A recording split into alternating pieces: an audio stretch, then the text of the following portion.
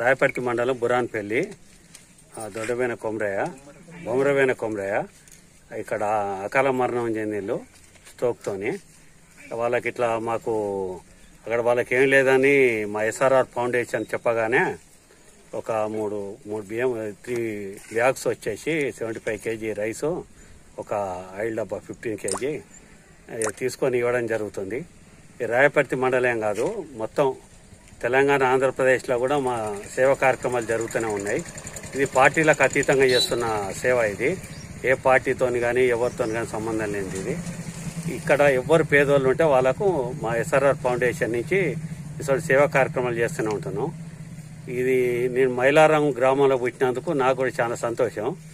మనకు ఇప్పుడనే కాకుండా మనకు ప్లేట్స్ వచ్చినప్పుడు కానీ మనకు కోవిడ్ టైంలో కూడా మేము 60 lakhs సరుకులు పంచడం జరిగింది. ఎంతోమంది పేదలను ఆదుకోవడం జరిగింది. ఆ ఫౌండేషన్ నుంచి ఇలాంటి కార్యక్రమాలు ఒక మైలారం బిడ్డగా ఇంకా ముందు కూడా చేస్తా అని చెప్పి నేను ఎలక్ట్రానిక్ ప్రింట్ మీడియాకి తెలియజేయడం జరిగింది.